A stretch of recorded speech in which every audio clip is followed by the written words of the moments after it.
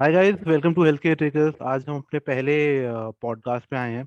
आज हम इसमें बिकॉज दिस पहला ही पॉडकास्ट है, तो इसमें हम डिस्कस करेंगे आईसीएमआर की जो नई गाइडलाइंस है, उसमें क्या क्या डूज एंड डोंट्स हैं, वो सारी चीज़ें। मेरे साथ आज इस पॉडकास्ट में है आदित्य शंकर, जो कि एक फिजियोथेरेपिस्ट हैं, रिलायंस के साथ काम करते हैं, और मेरे काफ़ी अच्छे फ्रेंड भी हैं। हम दोनों ने साथ में ही अपनी ग्रेजुएशन की थी।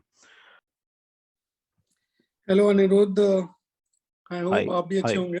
जी, बहुत मैं बढ़िया। पहले अपने आप को भी अनिरुद्ध ने बधाई दिया है। मैं स्पोर्ट्स फिजियोथेरेपिस्ट हूँ, रिलायंस फाउंडेशन के साथ वर्क करता हूँ। मेरे को 5-6 साल हो गए हैं और ग्रेजुएशन मैंने अनिरुद्ध के साथ ही आईपीएच न्यू दिल्ली से की थी।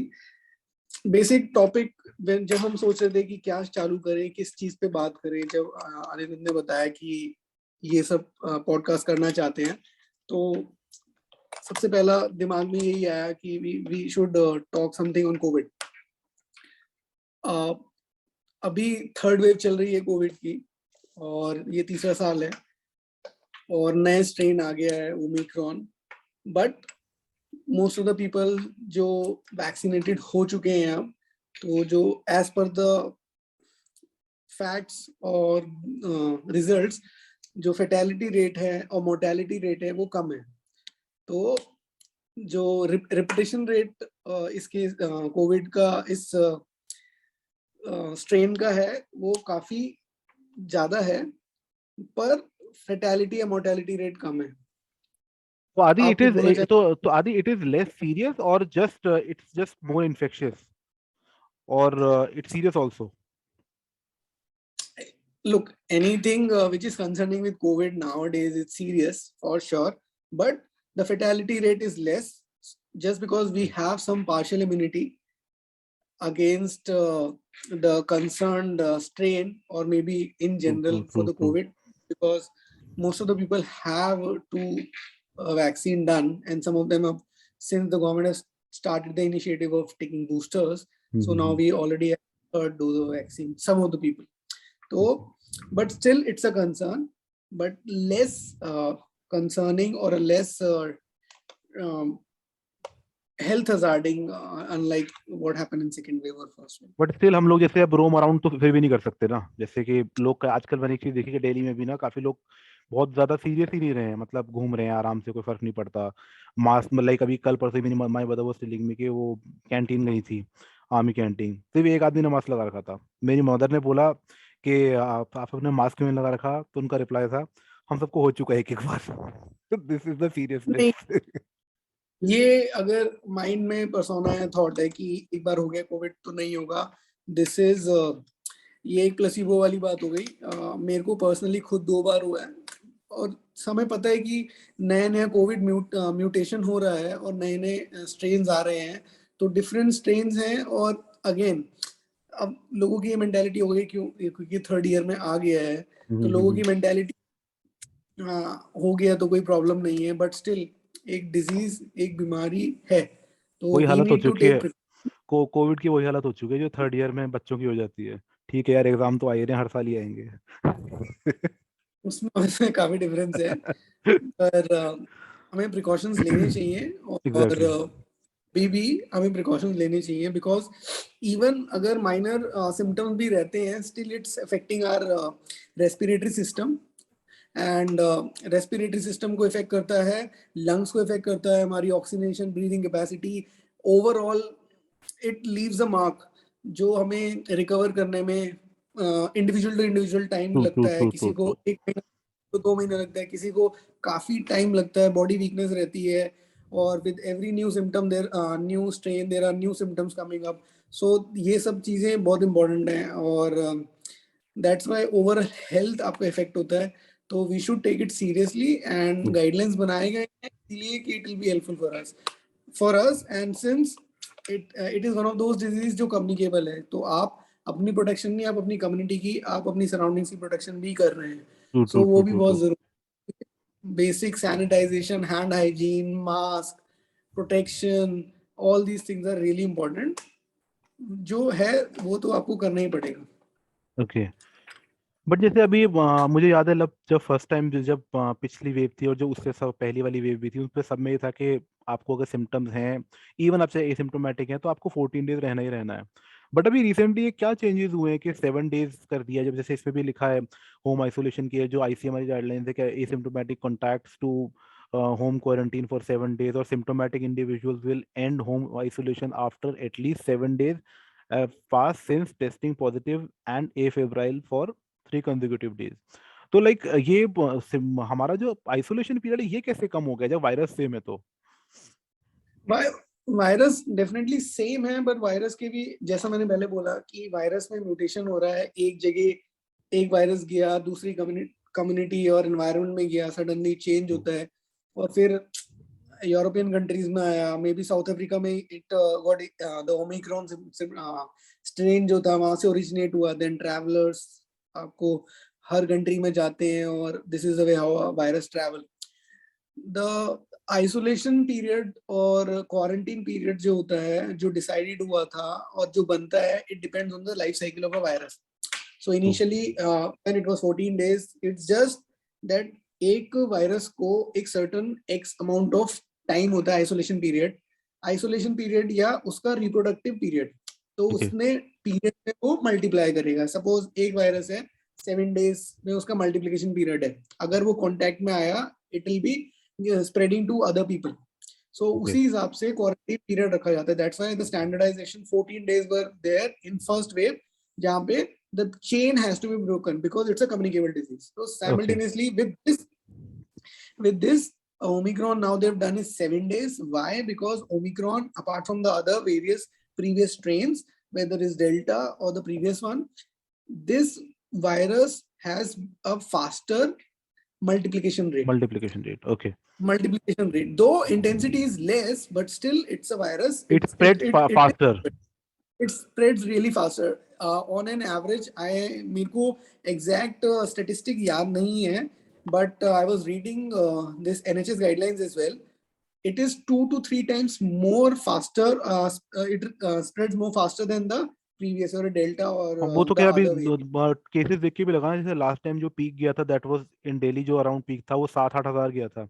इस बार 25-30 हजार तो लाइक नॉर्मल चल रहा है, एंड पीपल आर लाइक ठीक है, no no problem is there.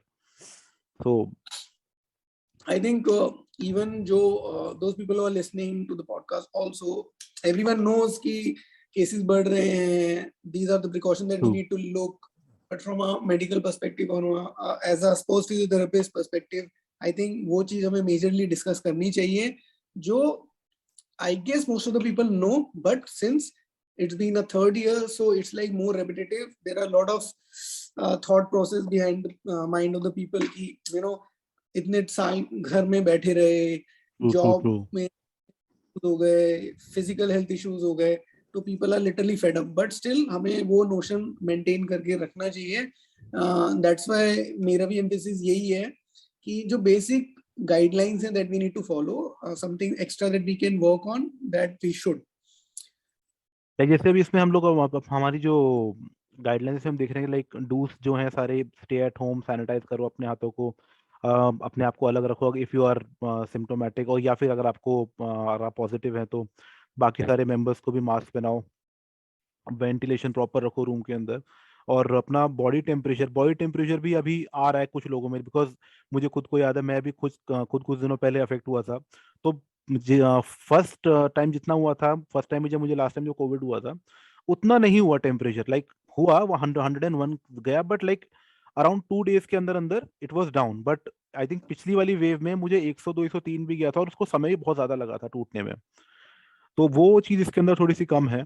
और ऑक्सीजन सेचुरेशन मुझे ऐसा लगा जैसे लास्ट टाइम मेरा जो ऑक्सीजन सेचुरेशन था वो 94 तक चला गया था एक बार, बट अब की बार 99 से नीचे नहीं आया। बट आई थिंक ये बॉडी टू बॉडी डिफर करेगा। Definitely, it will vary body to body, and physician will give more contrast and supportive, evidences for the same. But basically, it's a thumb rule that we need to follow. This is which is mentioned by the ICMR guidelines as well. कि आप अगर आपको कुछ तबीयत खराब लग रहा है तो आइसोलेट रहो, और अगर everyone doesn't have a space that much कि they can isolate. 2 घर का, 1 घर का room, minimally at least आप मास्क पहन के रह सकते हैं, और जितना distance maintain that we can do. Isolation हो गया, then sanitization हो गया. Rest is very important.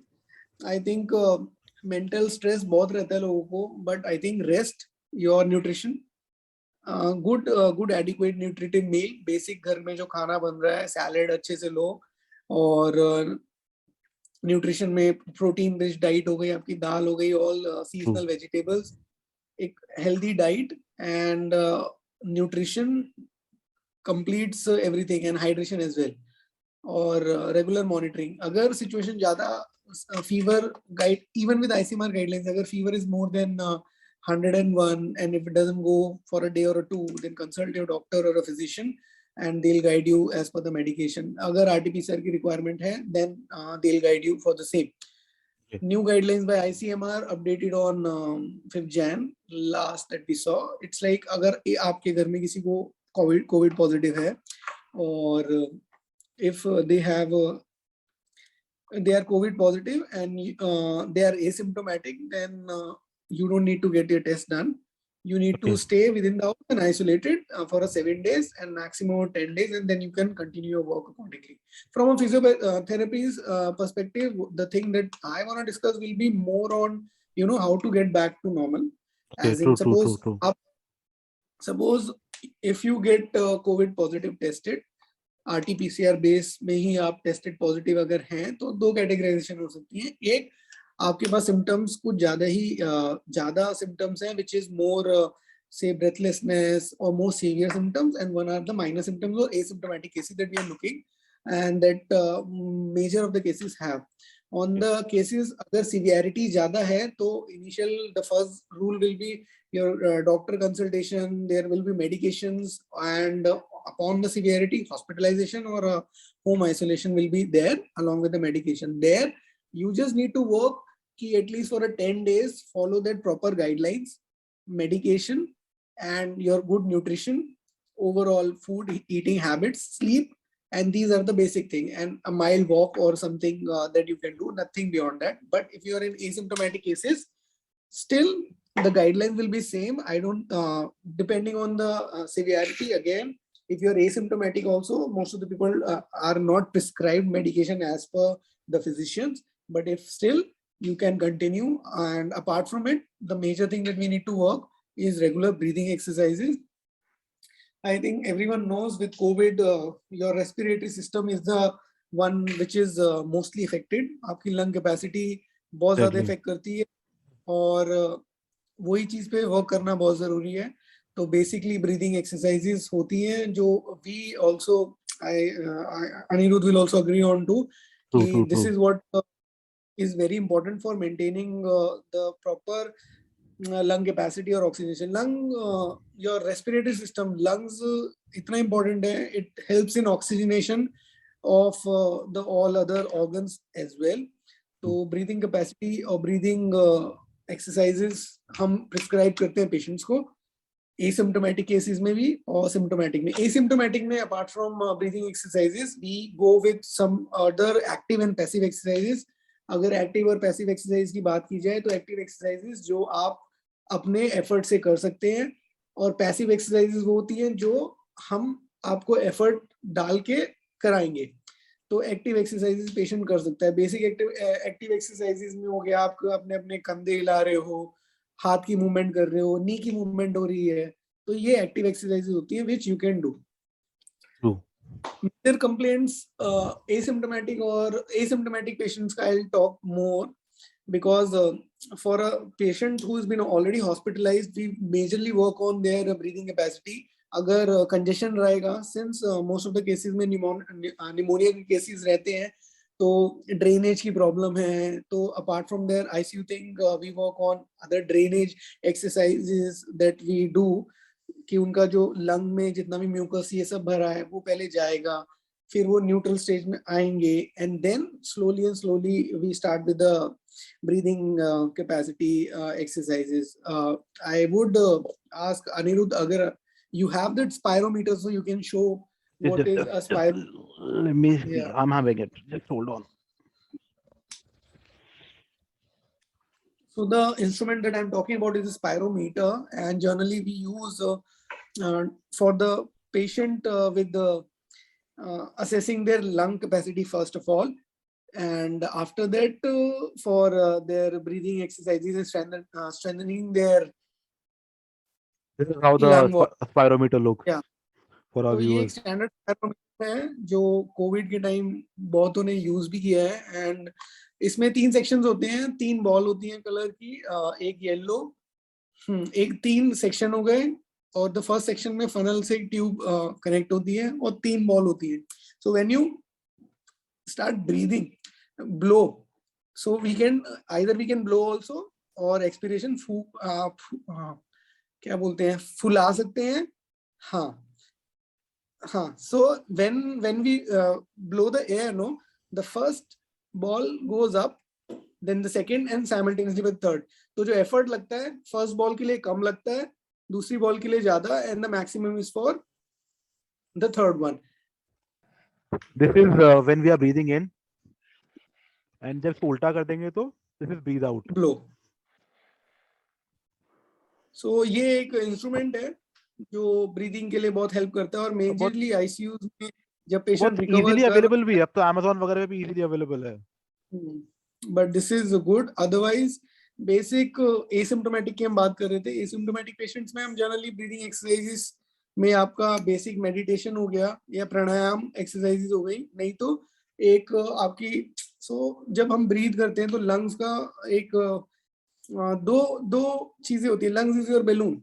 तो बैलून में एक हवा जाती है और आती है, तो कॉन्ट्रैक्शन एक्सपेंशन लंग होता है, तो अंदर लेना इंस्पिरेशन, बाहर छोड़ना इज एक्सपिरेशन। तो यही साइकिल पे वर्क करते हैं, एंड स्लोली स्लोली हम इस पे रेपिटेशंस आगे बढ़ाते हैं।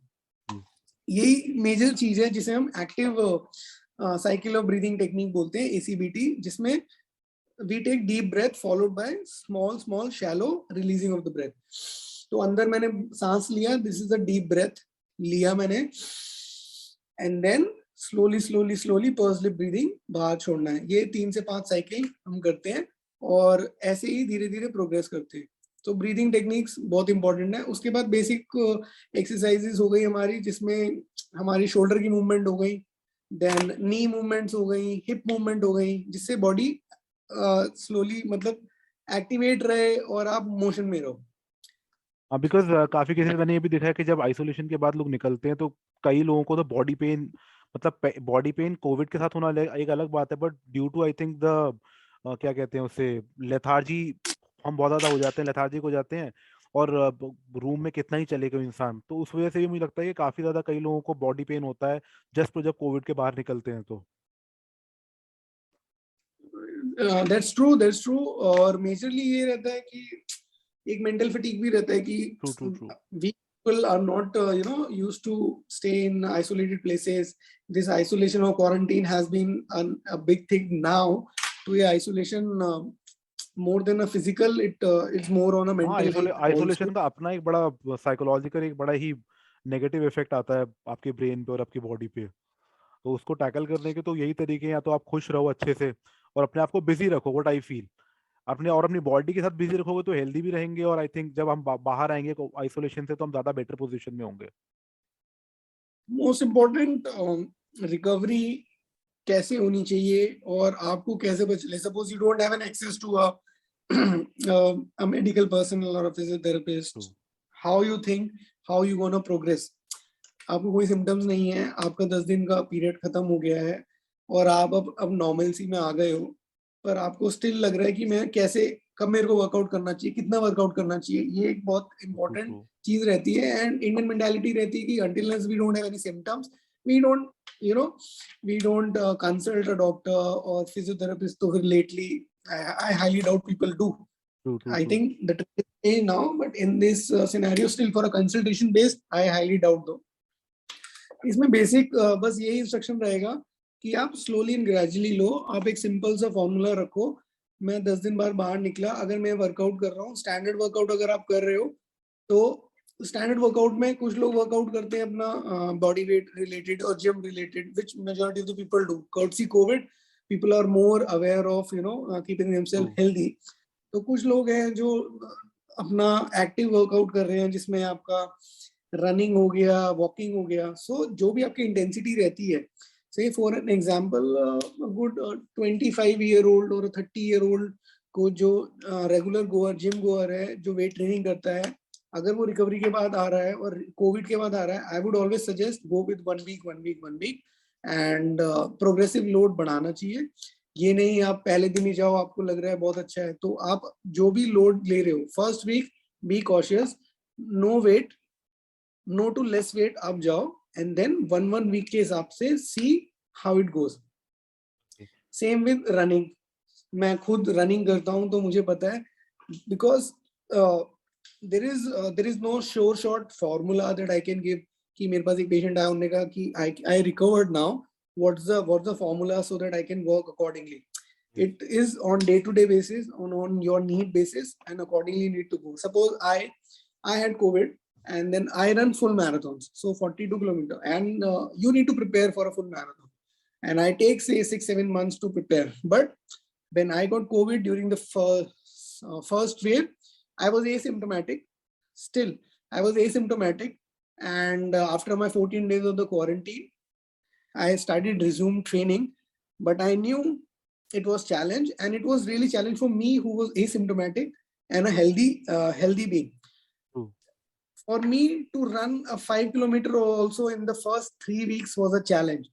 So you can understand how much destruction it gets to your respiratory or pulmonary True. system and overall body. True. In that case, हाँ, वो एक्चुअली मैंने भी yeah, काफी ऑब्जर्व किया था, लाइक जैसे जब जो फर्स्ट वेव में जब हुआ था उसके बाद मैं जब पेशेंट्स देखा करता था, तो लाइक जब इट वाज लाइक पहले मैं जिस जिस लोड पे काम कर सकता था, सेकेंड टाइम में मेरा वो लोड काफी ज्यादा अफेक्ट हुआ था।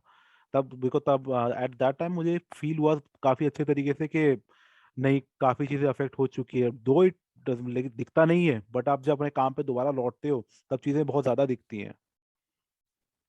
सो यही बहुत इंपॉर्टेंट है, इसलिए सबसे बड़ा कंफ्यूजन और सबसे बड़ी प्रॉब्लम यही है, जो if I give an example of sporting fraternity, तो से for an example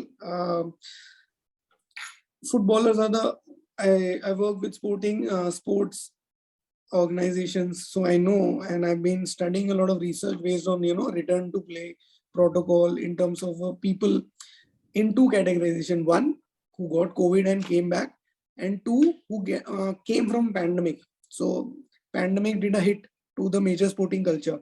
So for an example, for the European leagues, Premier League, everything was shut during pandemic.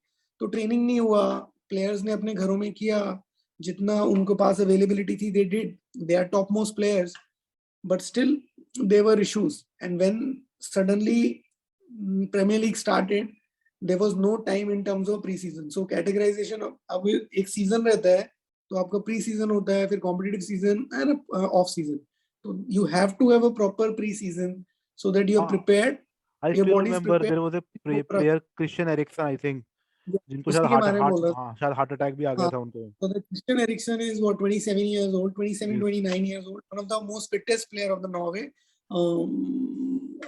Denmark, and he got a cardiac arrest while playing.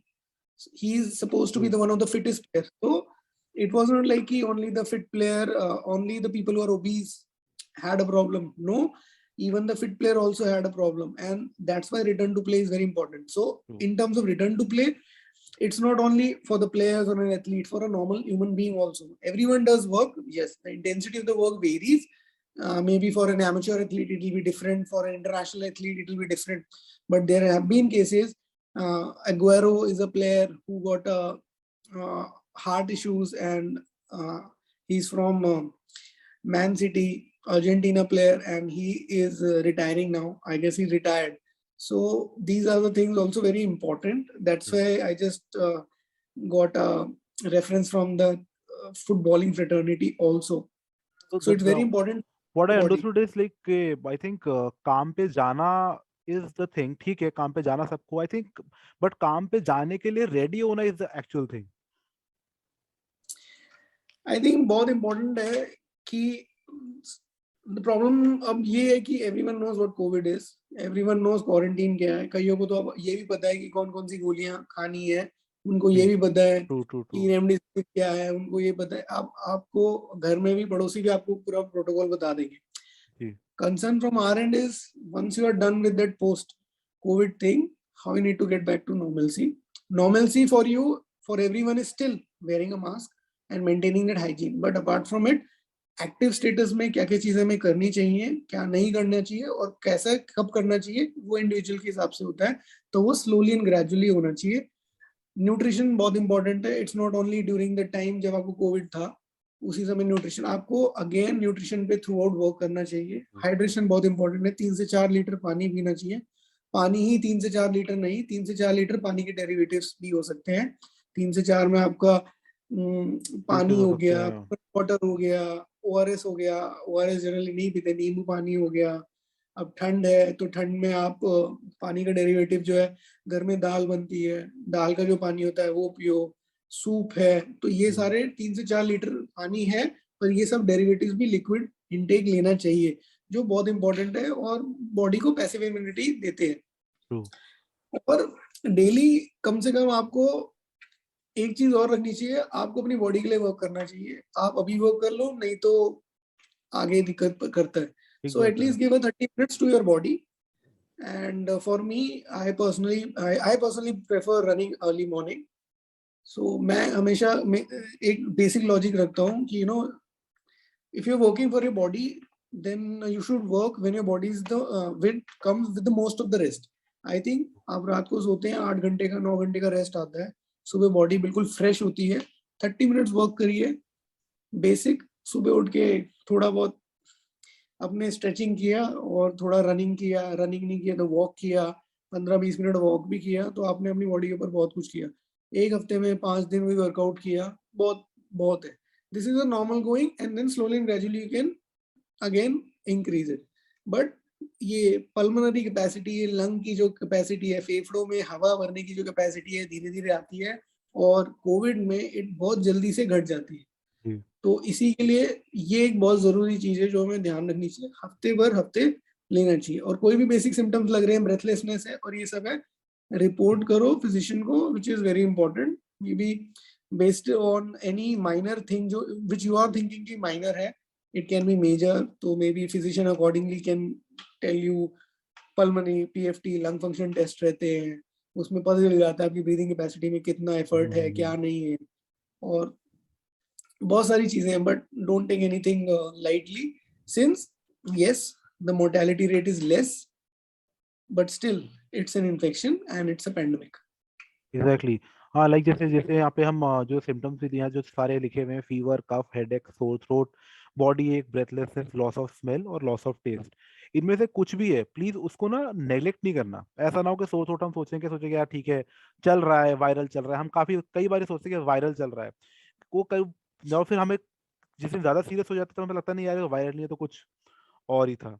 And one more thing like जो मुझे समझ में आया, 2 बार मुझे भी Covid हो चुका है, अपने कोविड के एक्सपीरियंस से कह लो और हमारे मेडिकल नॉलेज से कह लो, जो मुझे फील सबसे ज्यादा जो काफी लोगों में देखने को मिली और फर्स्ट वेव में मेरे साथ भी हुई थी कि जैसे जिन लोग जैसे आदित्य जी को तो नहीं हुए, इनको आए नहीं थे सिम्टम, तो आई थिंक ज्यादा दिक्कत आई थिंक, बट जिनको सिम्टम आए ना और जब उनकी रिपोर्ट पॉजिटिव आई तो आपका मॉरल डाउन नहीं होना चाहिए। मुझे ऐसा लगा जैसे मेरा खुद का भी ना मॉरल डाउन हुआ था कि लगा कि यार ये क्या हो गया, बट द थिंग इज मुझे ऐसा लगता है ऐसा नहीं होना चाहिए, बिकॉज ये चीज जो होती है ना सबसे ज्यादा आपको हर्ट करती है, आपके साइकोलॉजी को, आपके ब्रेन को, और आप जब 14 दिन अकेले रहते हो तो ऐसी चीजें और ज्यादा खराब करती है आपकी बॉडी को। तो उस चीज का भी बहुत ज्यादा ध्यान रखना है और अपने बस किसी भी सिम्टम को नेग्लेक्ट नहीं करना, उसको हल्के में नहीं लेना। हाँ हल्के में नहीं लेना, बट ये भी नहीं है कि उसको ओवर हाइप कर दो। हाँ उसको टेस्ट कराओ प्रॉपर और ढंग से ट्रीट करो। इतना अब आज की डेट में वो वाला हाल नहीं है जो पहले था, अब चीजें काफी ठीक हो गई हैं। हम सब लोगों को करीब करीब ज्यादातर लोगों को एक एक बार कोविड हो ही चुका है, और नहीं हुआ है तो सबको कम से कम एक डोज तो लगी गई है। जैसा कि हमारी गवर्नमेंट के फिगर्स के देखते हैं तो 100% लोगों को फर्स्ट डोज तो लगी गई है, तो ये समझ लीजिए कम से कम 100% लोग इन्फेक्ट तो हो ही चुके हैं। तो आप सबके अंदर एंटीबॉडीज तो हैं, तो वो वाला हाल नहीं होगा। बट हाँ उसको कभी भी ना कम में नहीं लेना कि आप उसको ये सोचो कि ठीक है अब हमें एक बार हो चुका है अब दोबारा नहीं होगा। दोबारा हो सकता है, इसमें ऐसा कुछ नहीं है कि दोबारा नहीं हो सकता। हमें खुद को, मेरे को जब पिछली बार होता तो एक भी वैक्सीन नहीं लगी थी, इस बार दोनों वैक्सीन लगी है। तब भी मुझे हो गया है। तो ऐसा नहीं है, हो सकता है।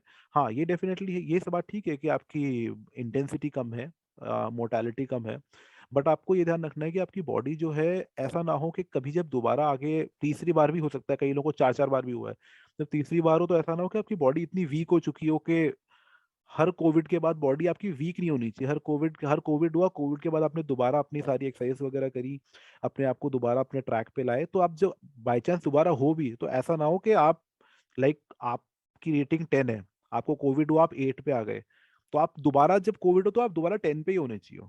ये नहीं होना चाहिए कि 8 हुआ फिर दोबारा 6 हो गया फिर 5 हो गया। तो आपकी जो एफिशिएंसी है वो कम नहीं होनी चाहिए बॉडी की। जो मुझे पिछले काफी समय में जो चीजें समझ में आई, खुद के एक्सपीरियंस से भी और खुद के नॉलेज से भी, अब तो खैर कोविड के ऊपर तो आई थिंक हर इंसान अपना एक्सपीरियंस शेयर कर सकता है, हर पॉडकास्ट के लिए कंटेंट है हमारे पास। ये हाल हो चुका है जो मुझे ऐसा लगता है। अब तो पेशेंट्स को बुलाएंगे तो वो भी आधे घंटे का पॉडकास्ट दे देंगे मुझे।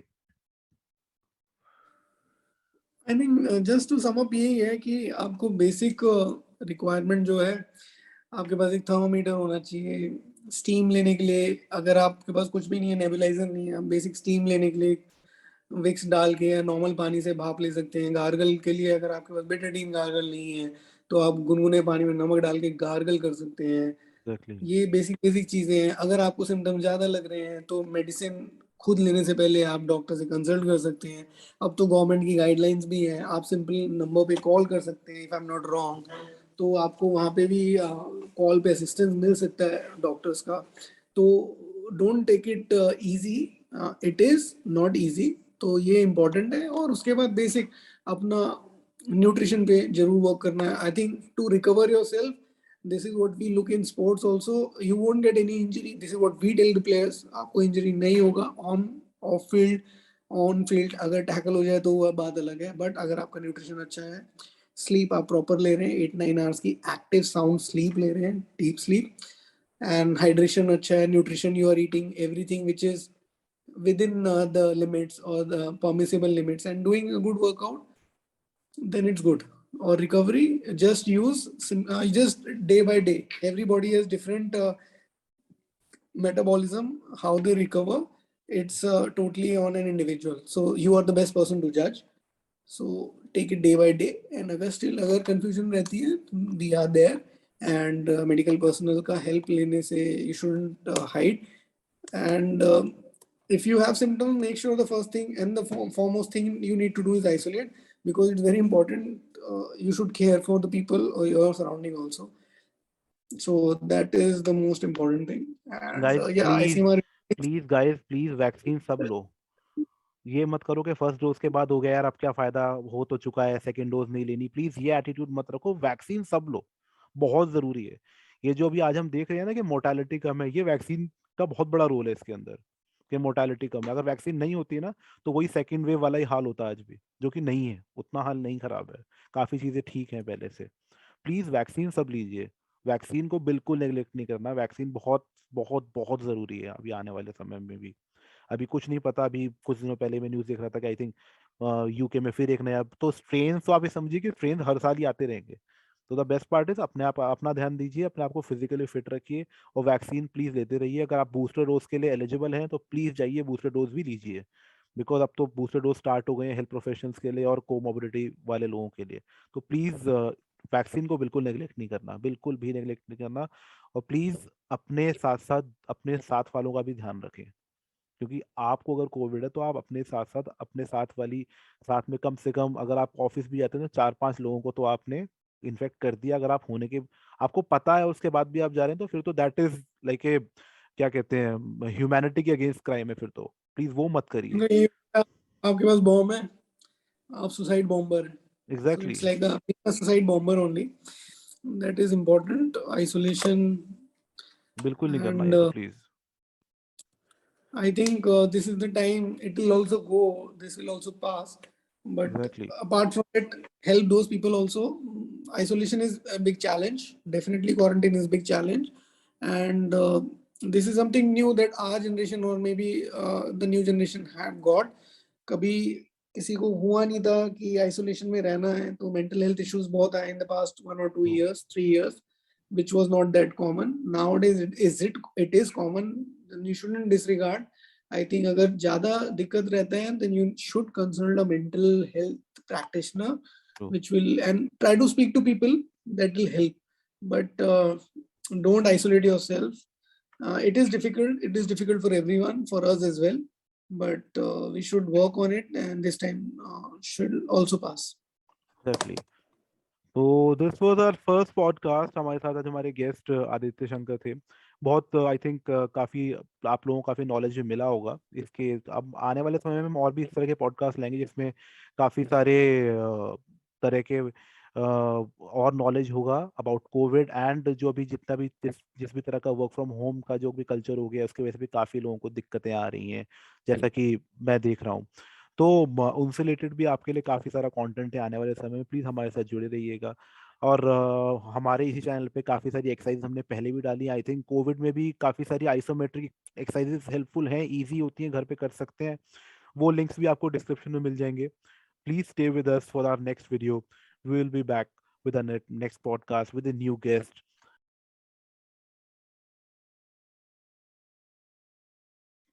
Please take care and see you in the next podcast. Thank you.